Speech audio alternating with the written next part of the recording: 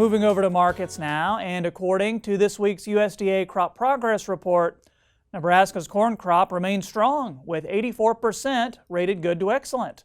Soybeans look even better, coming in at 87% good to excellent. But look to the north and the Dakotas, drought conditions are more widespread with good to excellent ratings in the 40s.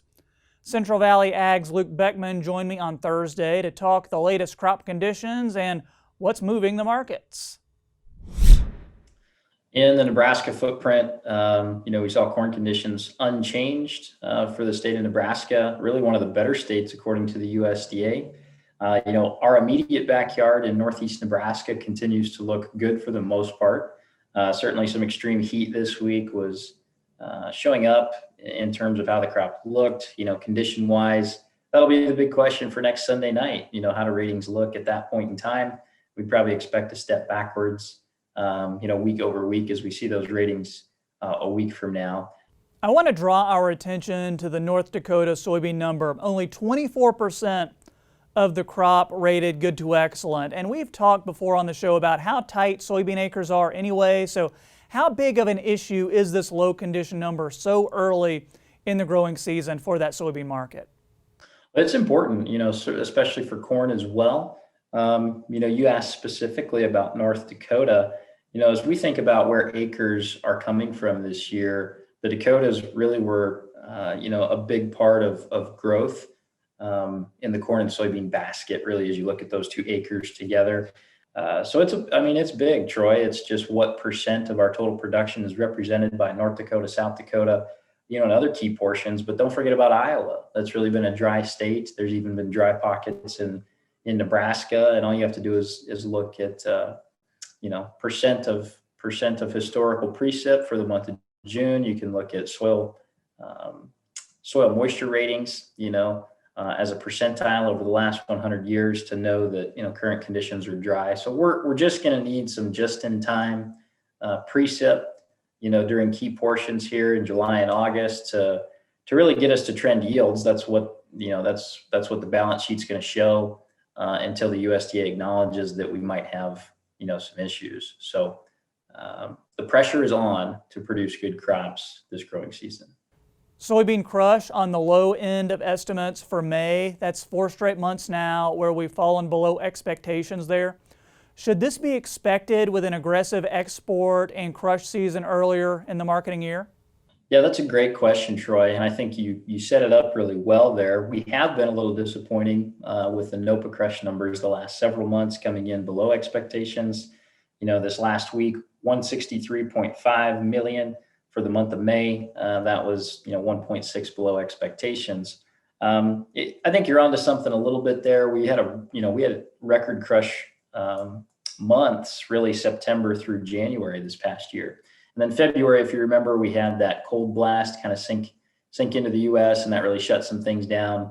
I think part of the other story that's going on here too, in addition to the availability issues maybe that you've alluded to with soybean carryout being so tight, is soybean run rates or crush rates, were a record in 9 out of 12 months last year in 19 and 20.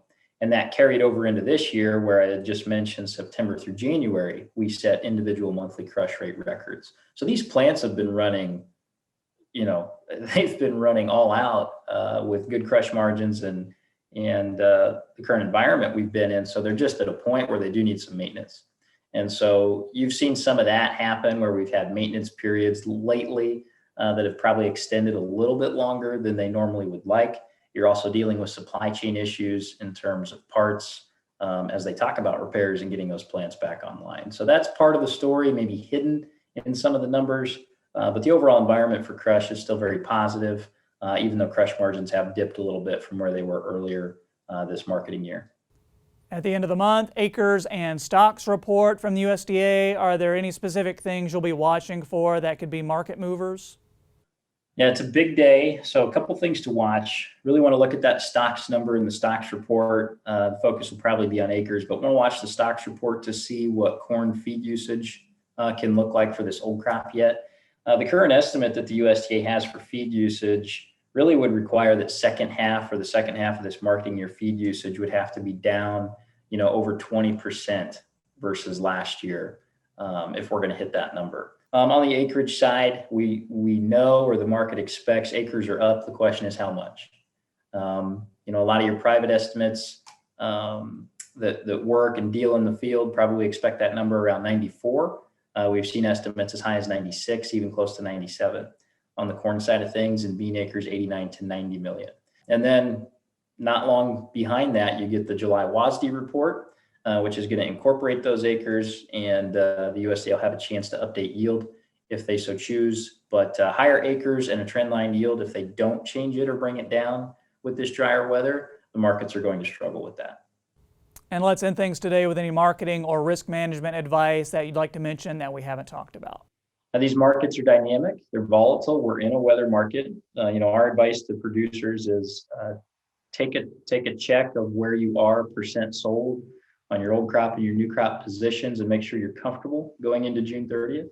Those reports could give us bullish information. It could be bearish. I think you really just have to be comfortable with your position going in.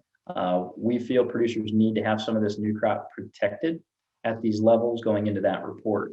If you're in a dryland situation and you're unsure about production and aren't ready to commit to sales, that's the right environment for put options or some sort of defensive strategy that doesn't lock you into, cash contracts.